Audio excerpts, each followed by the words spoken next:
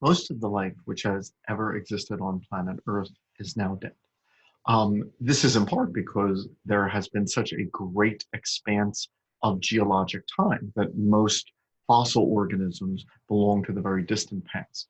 But it is also because species can become extinct, certainly in times of mass extinction. There have been a number of times of mass extinction at the end of the Ordovician period, at the end of the Devonian, at the end of the Triassic, at the end of the Permian period, which was the worst in the past 500 million years, when the dinosaurs became extinct, and actually one of the greatest extinction periods in the past 500 million years, perhaps currently tied for second, and perhaps about to become the second worst extinction in Earth's history, is the most recent period of extinction. Now, in the Cenozoic, as it came to a close, ice ages began. Now, ice ages are very unusual. Most of the past 500 million years hasn't had ice ages. There were certainly other events from time to time. There was a big volcanic eruption in Indonesia 73,000 years ago, Toba. And so these would have certainly affected life on Earth. But certainly another major factor is that hominins spread throughout Africa, starting depending on how you define hominin, say 7 million years ago. The genus Homo evolved 2.5 million years ago, spread throughout Africa and spread to Eurasia. And Homo sapiens evolved in Africa and then spread throughout the world in the past 200,000 years. And so the extinctions which have resulted might have been because of ice sheets advancing and retreating and that climate change, but also humans, which can cover great distances because of a very different type of locomotion and endurance running, the hunting in groups, the use of tools, the use of fire. Certainly all of these could have played a role.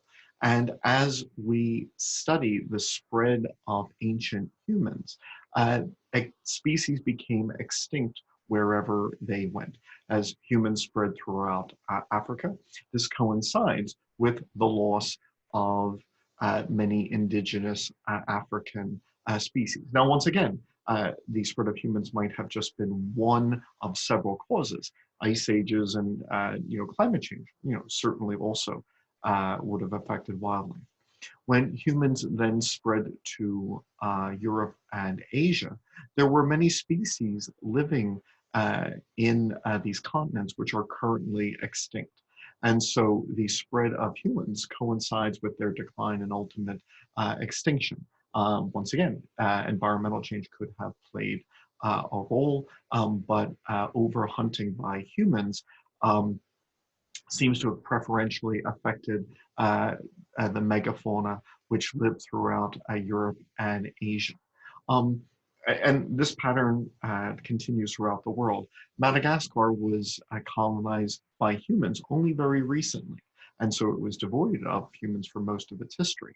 And so first, as seen here, there were certainly many species in Africa which became recently extinct.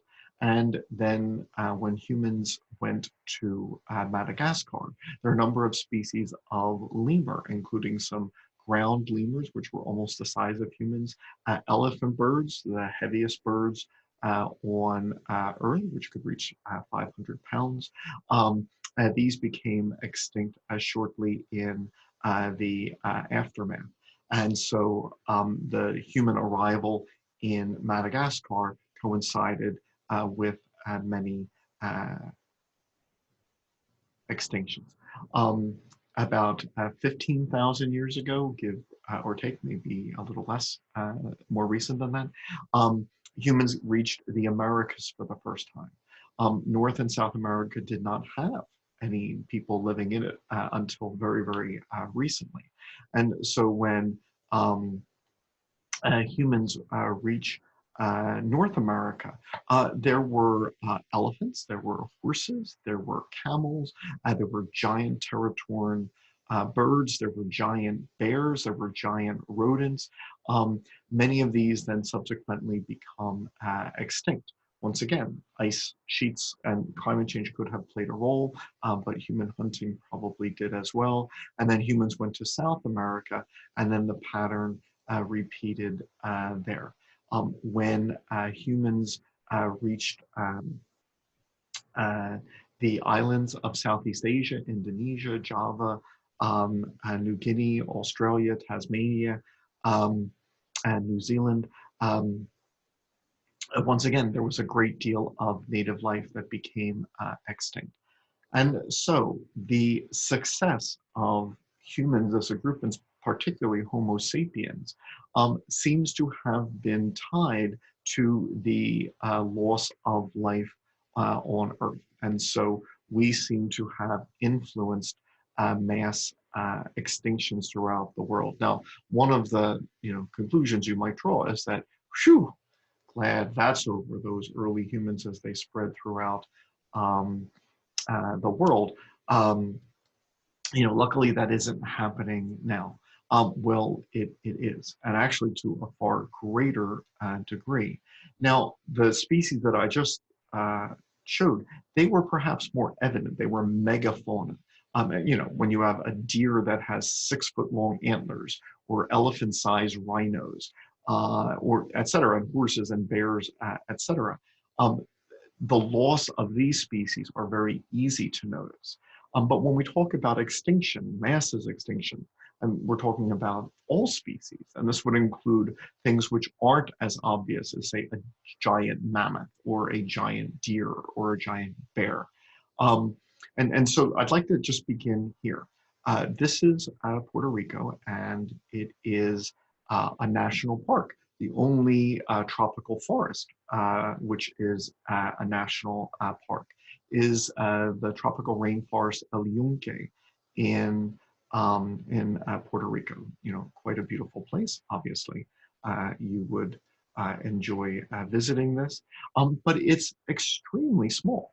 And so the island of Puerto Rico itself is not enormous. And forgive me, there's a map here somewhere. But El Yunque is only this small corner. And here you see a 30-mile bar just for reference. So you can see that this is not a great area.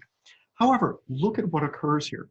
Thousands of species of plants. All right, so there's 150 different kinds of fern and 50 orchid species found just in this small area.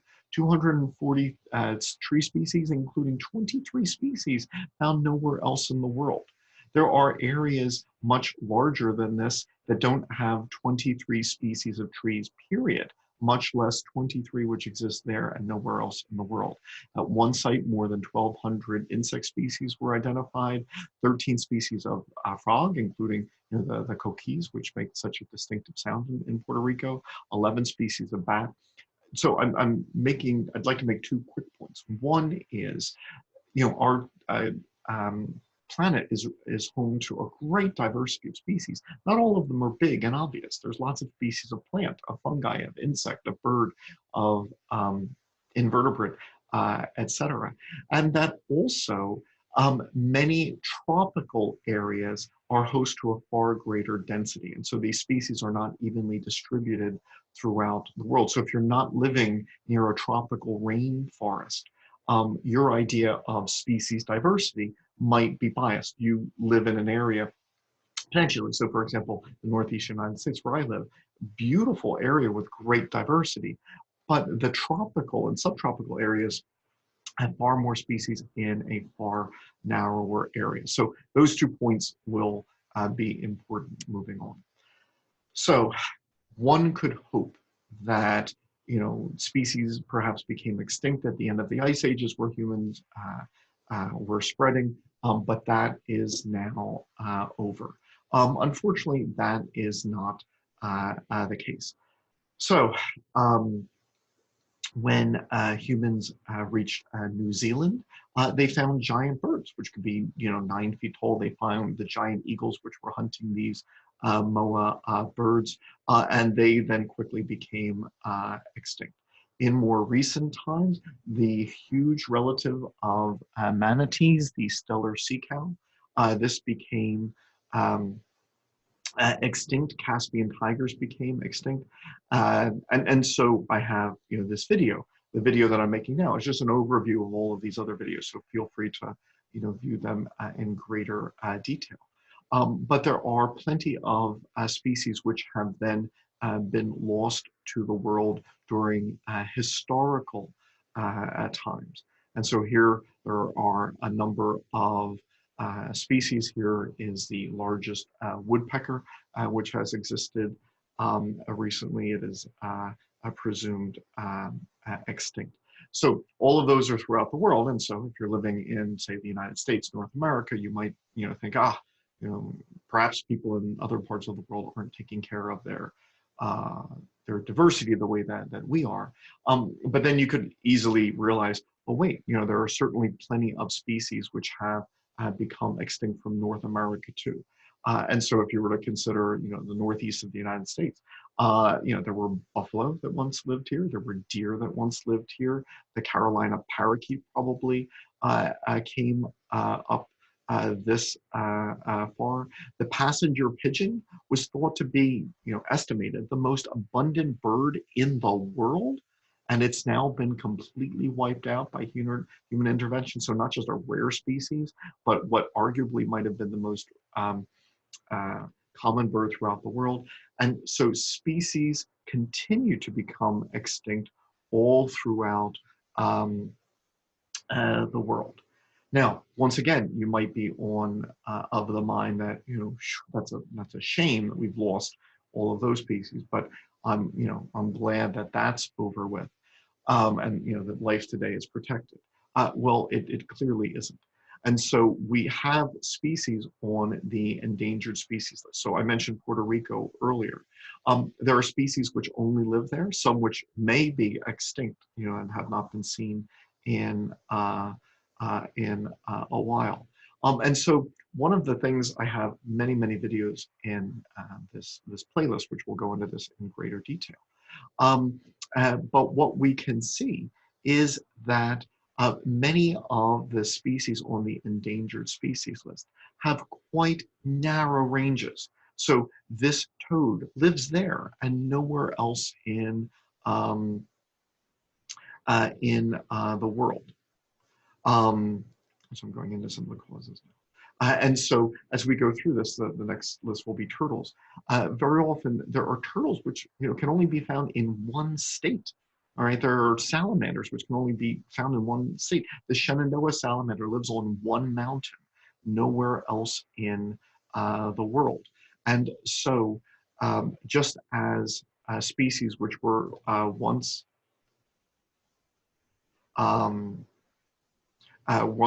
wide spread and now have completely disappeared. There are frogs which only live in certain parts of the world. There are turtles which only live in certain parts of the world. And as their numbers decline there, they are then considered endangered. All right, so here are species, the only place in the world that one can find them is, a very narrow stretch. So that was true of frogs. It is true of turtles. It is true of bats, as you'll see in this video. And I have many videos in subsequent, along in this playlist that will go into this in greater detail. So there's a number of endangered bats, some which have very restricted ranges as well. The deer found in the Florida Keys, the key deer, is on the endangered species list, etc. And so early humans were implicated in this huge epoch of mass extinction. But then in historical times, all throughout the world and today, things have continued to become extinct. And there are a number of species which are so restricted that they have been put on the endangered list. And sometimes there are, you know, debates on who gets on the endangered list or not. Here are these key deer. Last I checked, that there was a movement to try to remove them, which would then remove much of the protection that these deer have. Um, Now, while it is certainly possible for species to rebound, once again, I live in the Northeast United States, and for a while, ospreys, bald eagles, peregrine falcons, they were gone. Turkeys were largely gone, and they had, largely through human activity. But they were reintroduced. They were protected. Even though there's hunting of turkeys, it's controlled, and turkeys thrive. They are everywhere here now, but they were essentially wiped out. I went most of my life without seeing a turkey in the wild. I went most of my life without seeing a bald eagle in the wild, or at least half of them. And now they are quite common. And so it is certainly possible for species to rebound. But species on the endangered list, they are of concern. Now, one question which could legitimately be asked is, who cares? And I don't say that in a judgmental sense. Seriously, who cares? Who cares about, this bird in Latin America, or these, comb jellies, or these plants in this part of the world, or these frogs in El Yunque in Puerto Rico, or these manatees in Florida, etc. Who cares? And the reason I ask that question is because if no one does, then they will go. All right, their populations are shrinking at rapid rates for reasons which I'll mention um, presently. And if no one cares, then they will continue to dwindle, and many will become extinct. Now, when some individuals say that I care, they have reasons. So I'd like to present those. Once again, whether you care or not, that is, obviously, your decision. But I'd like to offer the reason why some people care, whether wildlife, and I'm going to start off with wild spaces in general, whether they are lost. So some people care. And one reason that they might is because wild spaces have value. And some of the reasons are what we call conservationist reasons. You could make the argument we should preserve these things because they are worth more money to us. They have more value to us in their natural state than they are in if we were to lose them. So for example, if you live near New York City, then you care very much about sea level. If sea level rises, that's a problem because Manhattan will flood and much of it will become unlivable. The same can be said of Miami, much of Bangladesh, and all throughout the world. If you live near a coast, then you could, say, I care very much about sea level. Now, if someone were to say, here's a bunch of trees. You know what we could do? We could cut them down. We could put some houses there, good for the local economy. Why don't we do that? What good are these trees? Well, these trees are, for free, taking the heat trapping carbon dioxide out of the air and it doesn't elevate temperature and doesn't melt more ice. So if you would like Manhattan not to flood, or Miami not to flood, or not to see more frequent and more severe hurricanes, all of which would be problems which would be enormously costly to modern humans. These trees are on your side. These trees are helping to protect against rising sea levels and more frequent and severe storms, etc. And so then one could then argue when we have frequent severe storms, more hurricanes, tornadoes, more severe weather events, there's enormous cost to that. But if keeping wild spaces and their ability to trap carbon, if we do that, that limits this, that then you could argue is worth more money than the money that you would get from, say, cutting down the trees and putting some houses there. I'm sorry, let me just do one other. more rational order.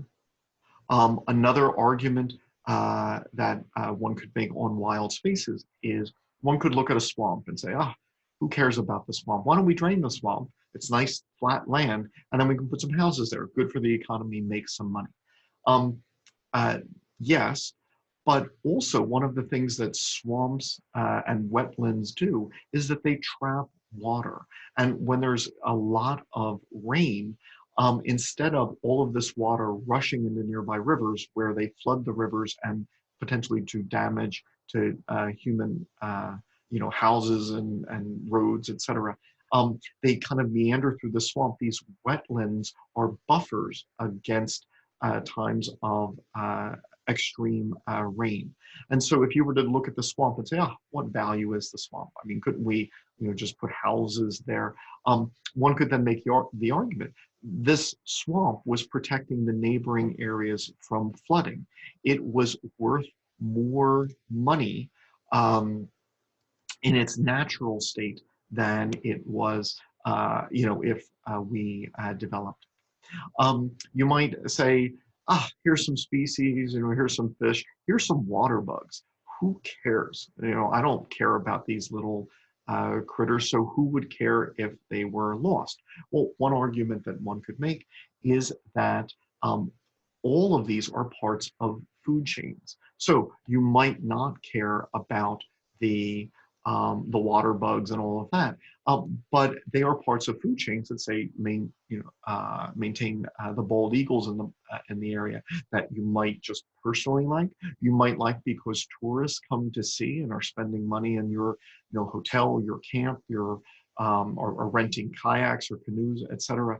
And so those animals which you might have said, oh, they're insignificant, what good are they? They might actually be worth more money economically in their natural state than they would be if they were developed and lost.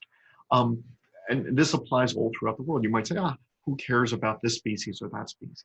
Well, because they're parts of food chains, many of these species might help control pests.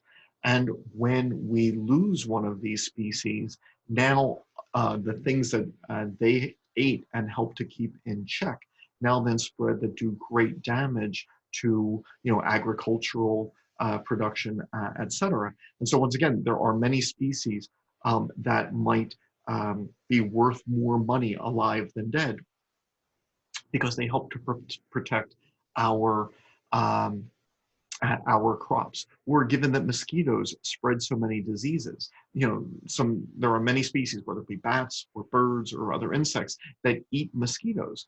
You might not never have paid them much mind, but there could be diseases which would be spread potentially in your area, which are kept in check by these other animals. So, the cost of, those diseases in both money and in, the human suffering, the animals which ate those insects are worth more alive than dead. We actually feed most of humanity with not that many plants. So if you were to start listing the plants that we feed people with, there aren't that many. You go through the wheat, the corn, the rye, the lettuce, the tomatoes, the broccoli, and before you get too far down, the rice, you hit the plants which we use to feed enormous numbers of people. Every now and then, diseases break out in these plants. Maybe caused by a fungus, maybe insects are plaguing it. Maybe a virus, but there's some sort of a blight. And very often, what the people who are trying to produce disease-resistant strains of these crop plants do is they go to where there were wild populations of this. So just a quick example here with coffee. Coffee comes from Ethiopia. And if you were to go to Ethiopia, you might say, look, I see this patch of land, there's these scraggly little bushes. Why don't we just get rid of them, put some cows there, at least make the land profitable.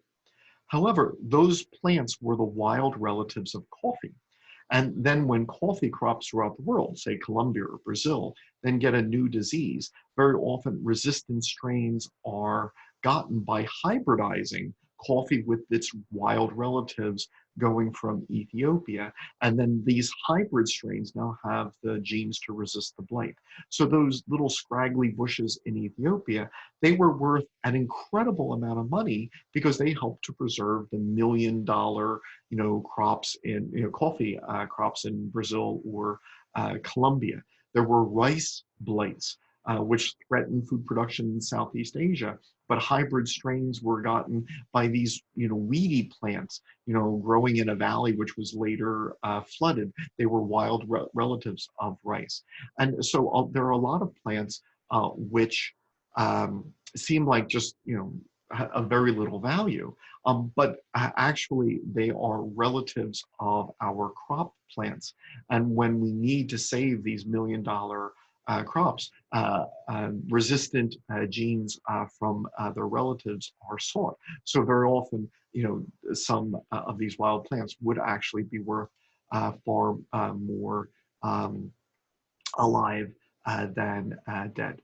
Um, Another factor is here is a state park in the state of New York, Bear Mountain, that gets more visitors than Yellowstone. Obviously, I'm not saying it's on par with Yellowstone. Obviously, the proximity to New York City is a big draw. But the point is, people love this place. And I'm sure there are wild places near where you live where people love to hike. People love to bike or jog along the trail. People love to bird watch. People like to rent, canoes. People like to have, a barbecue in a nice area. People like to swim on a hot day, etc. Well, they spend money as they do this. And so you could make an argument, well, what are these trees worth? Couldn't we put some houses there? But the amount of money which is spent on people, coming and enjoying this area in its natural state is often far greater than what could be gotten otherwise if it were developed. So once again, that is a conservationist reason to preserve this area. Coral reefs. Obviously, you could say, you know what, if we were to, drag our nets along the bottom, we'd get a lot of fish. If we could hunt all the sharks here, could sell them and get some money. Heck, we could even throw dynamite in the water, kill all the fish, sell them, we'd make some money. But then the reality is these coral reefs, not only are they, providing food supply, they're protecting the islands, they're protecting the coastal communities from storms, all right? So if the coral reefs go, now there will be more damage the next time a hurricane is in this area. These coral reefs are not only providing the food for the future, but then also ecotourism. So you could, hunt, fish all the sharks and sell them, and you would make money. But it's been measured that the amount of money you get from people who then come to go scuba diving and see these sharks, because they then have to rent the boat, to rent the equipment, get a guide, that the money from ecotourism, where people are enjoying this wildlife in its natural state, often exceeds what one could get to if they developed it. One other factor more on land is that about a quarter of our pharmaceutical drugs come from plants and many other from other types of organisms. So if you say went to Brazil and you said, here's some rainforest, what good is it doing? Here, why don't we cut or burn some down and put some cows there? We'll make some money off. But a lot of those plants might exist in that part of Brazil and nowhere else in the world and have not yet been studied by science. And so therefore, there might be anti-cancer drugs, which could be isolated from those plants. Those plants could be worth far more money in their natural state than the few cows that you would be able to raise on that land. So this has been a list of conservationist reasons that we should preserve wild spaces and wildlife. In that, very often they are worth more money to us alive than dead. That there's a great deal of value that they have for us, often value that we don't fully appreciate. And so we are better served by not causing the loss of all of this life. Now, I've been making conservationist arguments, but obviously there's other arguments as well, what are called preservationist arguments. Preservationist arguments aren't, I have to find a monetary value to this organism. It's simply all of this diversity is creating, contributing to the beauty of the world, that they have a right to exist, or that I prefer the world with these species in them. And so even if I can't, attach a dollar value, we should just preserve life for preservationist reasons. So those reasons uh, exist. Now, before, just as I just pause for a second. Okay. I'd like to just quickly go through a few reasons why so many species are dwindling, becoming endangered, and potentially becoming extinct. The biggest one is loss of habitat. Now, I had the privilege of being in the Peace Corps for 2 years when I was younger in the country of Paraguay, and absolutely wonderful country. But here are just a few pictures I've taken of Paraguay. This was once subtropical forest. It's gone now. And so now, obviously there's grasses or crops or cow pasture in its place. Now, there was so much life which lived here that now can't. Obviously, the loss of this habitat has devastated the wildlife there. Many species undoubtedly became extinct that we might not even have been aware even existed. Going back to El Yunque, you saw the incredible biodiversity which was present in that narrow area. Well, El Yunque wasn't unique. That type of forest was now once much more widespread. But it's just that as human population has grown, we've cut down the rest of the forest. So the islands of the Caribbean and surrounding Central America, they would have had similar levels of biodiversity. But because that has all been cut down and eliminated, this is one of the few remnants where one might get an approximation of what life once was. So loss of habitat is the major driver of the loss of biodiversity. Now, I showed you, in Paraguay, that great subtropical forest, which is no longer there. North America is no different. 99% of the original long grass, tall grass prairie is missing from our country. That's now where we plant wheat and corn, et cetera, in the middle of our country. So that is a habitat that was lost.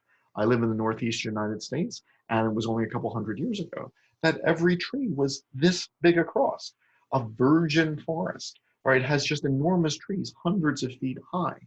You can't find that in the Northeast much anymore. There's a couple patches in the Adirondacks, one patch in Smoky Mountain National Park. But apart from that, that habitat is gone.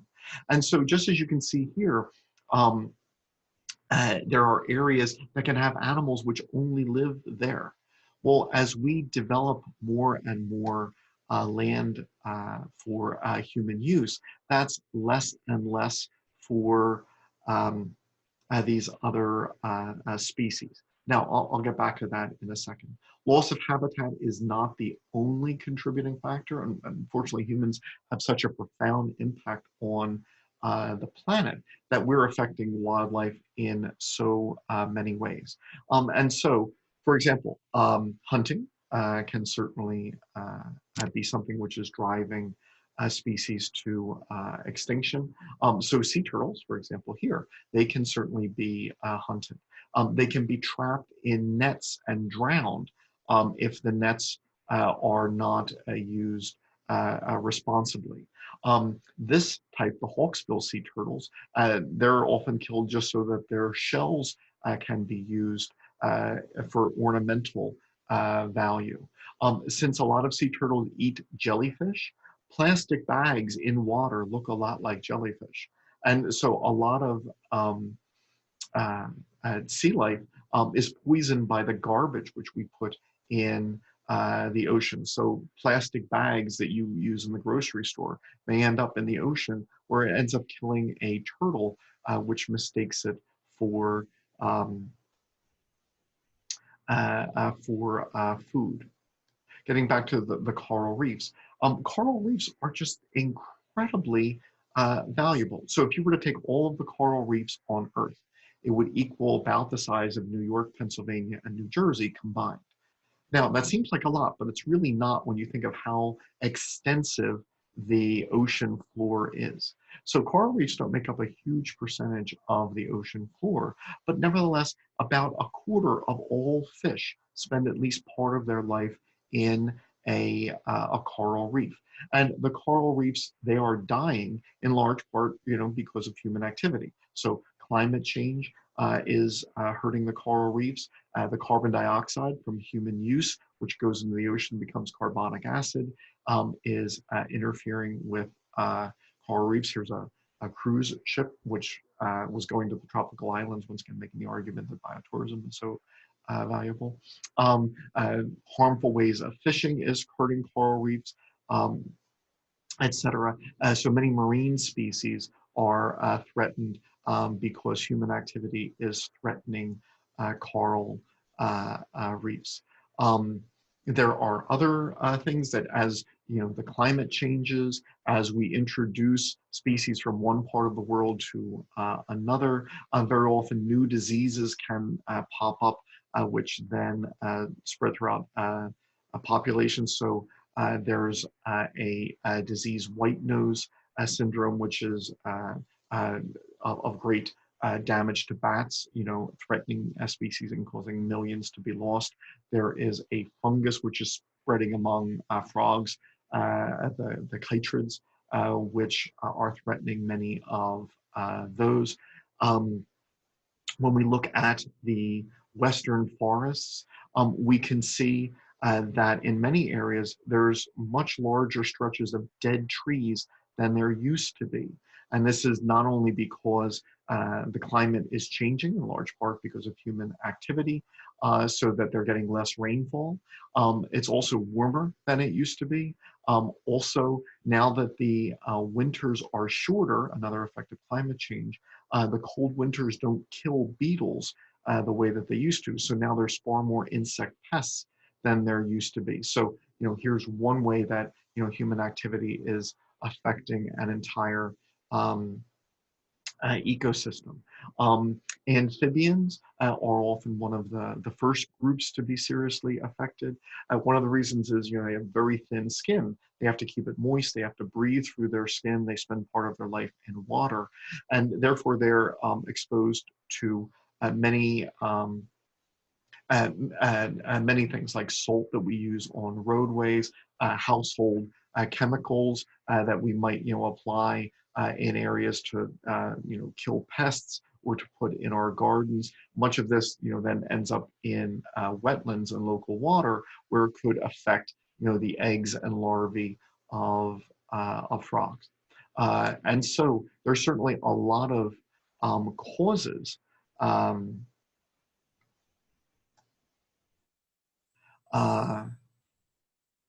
uh, potentially of that can threaten um, wildlife.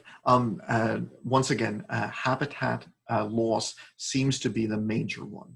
And the last topic I'll get to is human population growth. As our population grows, we just take more and more, more and more space, more and more space for our crops, our livestock, our homes, our bridges, etc.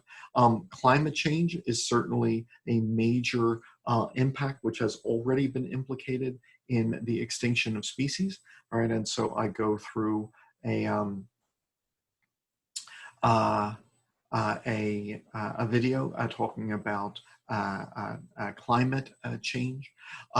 As we choose how we eat, there are certainly some diets which impact the environment less. So I'm a vegetarian. If you eat plants, then that has less of an impact than if you eat meat.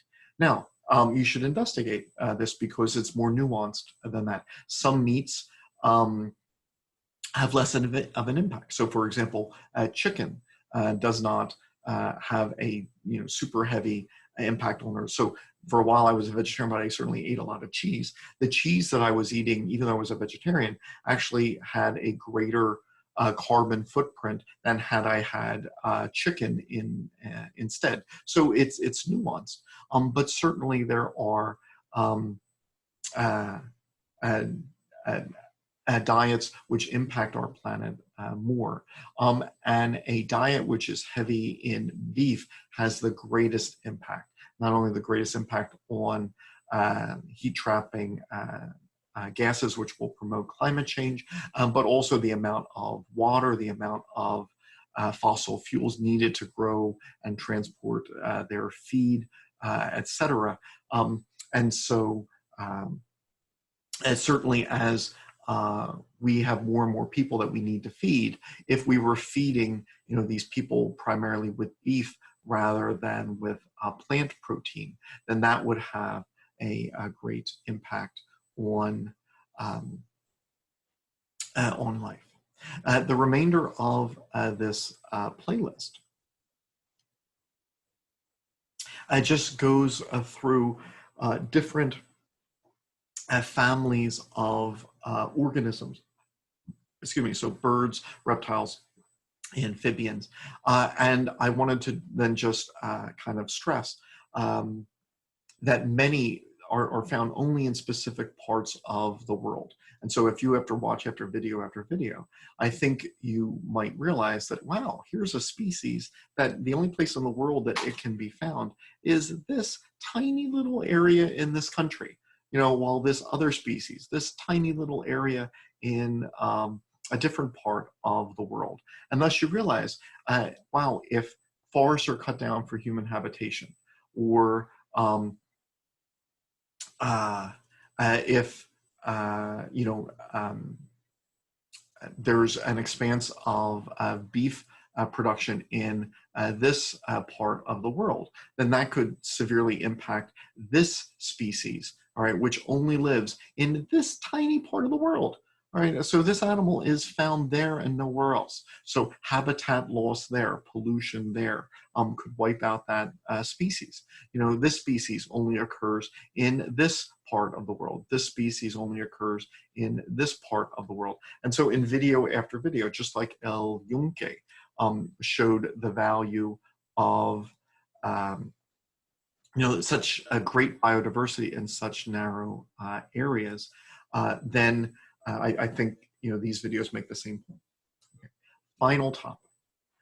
So the extinctions which humans have contributed to go back 2 million years as humans started to spread throughout the world, intensified with Homo sapiens and our advances with fire and tools and the like. And so there have been extinctions historically, but it is getting worse. And so once again, getting back to who cares, we are living through what we think is the second worst period of extinction in the last 500 million years, primarily caused by us. So that means that if there are any solutions, then they must be found by us. One of the factors is if you were to look at human population, and if each of these bars represents a billion, for almost all of human history, human population was well under a billion people. We think that 2,000 years ago, there was maybe 250 million people. We think that around by the year 1500, there was maybe 500 million people. But then a bunch of things happened. We got better at growing agriculture, agricultural crops. We figured out what caused disease, and our forms of healthcare increased. And so then, from 500 million people in the year 1500, we get to a billion people for the first time in human history in what we estimate was the 1820s. We then get to 2 billion people in the early 1900s. We get to 4 billion people in the 1970s. And it just keeps on going. Now, this growth spike that you see here, this is exponential growth. This simply isn't sustainable. It can't continue this way. Now, that's not my opinion. Any curve which would increase this way, we would, in a matter of centuries, get to a point where there would no longer be any room for additional humans to stand, let alone area for their crops and homes, etc. Now, if this were any other species, obviously at some point we would then say, well, what will control these numbers? And, if any other species, it would be things like starvation and disease. Obviously, we do not want starvation and disease to be what determines human population. Humans with our culture, obviously another factor, war could come into play. We don't want that, wars over water or wars over, petroleum or food availability is what determines our eventual number. And so what will determine human population? How high will it get? Well, we don't know. There are certainly projections. It was around the year 2000 that there were 6 billion people. It was then in the year 2011 that it was thought that there were 7 billion people. And then the problem then is, if you look, 13 years to add a billion, 13 years, as we go from 6 to 7 billion, that was 11 years. So 11 years from now, all right, if things haven't changed, and they have, I'll get to that. If things haven't changed, then that would be another billion people on the planet. A billion, that's a lot. That's the population of China. That's 3 populations of the United States. Where would we put a billion people? Now, you might argue, well, we can't fit that much people, but that's not the right answer. We will. Those people are coming. So, as we look from 4 billion to 5 billion to 6 billion to 7 billion, you could have made the argument at each point, the world is full, we don't have that much room, but still another billion people came. And so then the question is, how high will this population reach? If we are already seeing such an incredible period of mass extinction, all right, in recent centuries, when there was 1 billion, 2 billion, 4 billion, 6 billion, the current 7 billion people on the planet, what will extinction be when there are 9? If we need to fit 2 or 3 more billion people on the planet, what will that do to habitat loss? What will that do to the area which is needed for cropland and cows? What will that do to the demand for fish and the damage to coral reefs, etc.? Now, on the human population front, there certainly has been a change. And so I'd like to maybe end with a bit of optimism. If you were to ask in the year 1950, what was the average fertility in the number of children per woman? Well, throughout the world, it would have been about 5. The average woman, the average family in the world had 5 children. It was higher in some places, lower than others, and we could go through the graph. If you were then to jump ahead in time, it started to then decrease. So if you were to then ask in the year 1970, 20 years later, the average world fertility was now 4.4, and that many parts of the world were now having fewer children than they did in 1950. If you then jumped ahead to 1990, it is then 3 children per mother, per family. If you were to jump ahead to 2010, oops. If you were to jump ahead to 2010, the average fertility is 2.5 children per woman per family. All right. Now, this 2.5 is significant for a number of reasons. One, because for replacement fertility is 2.2. So that means if the average number of children per family per woman was 2.2 children, that means that the number of new children being born would balance the number of people dying, and that our human population would stay steady, right? So let's say it was at 8 billion people. You could come back in 500 years, there would still be 8 billion people. You could come back in 1,000 years, there would still be 8 billion people. If reproduction is at replacement values, now you're no longer going up, you're now maintaining a constant population. So in 1950, we were far from that. And not that many decades later, the planet is just about at replacement fertility. Now, it will not level off immediately because in recent decades, there's been such a boom of births that most of the world's population is young. And so, those who are, under the age of 18 or under the age of 20, they haven't started their family, they haven't finished their family yet. And so even if this were to reach 2.2, population would continue to rise for a bit as it leveled off. It would not be immediate. But nevertheless, if we are going to live in a way which is sustainable so that it doesn't endanger not only our species, but the rest of the species on Earth, we have to find a way that, our impact on the world does not, continue to get, bigger and bigger and bigger. So our planet is home to millions of species, many of which haven't been identified yet, but they are being lost at a rate which has probably only been surpassed once or maybe twice in the past 500 million years. So our species, all right, is having an impact on the planet, on par with, the largest volcanic eruptions in history, rocks falling out of the sky, which helped to doom the dinosaurs, continents colliding, etc. And so we are living in what seems to be the second worst period of death in the history of life on Earth. And we are primarily to blame for that. However, it took us, so many millions of years to evolve. This brain, the human brain, is the most complex structure in the known universe.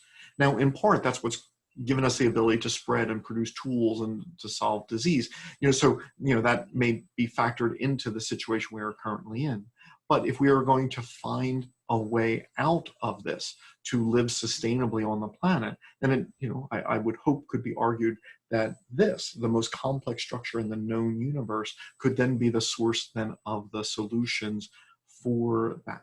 And so this video has overviewed many of the other ones here, which go into this in a bit more detail, of the current extinction, the causes of that, and then possible solutions or ways of valuing our biodiversity so that it is preserved.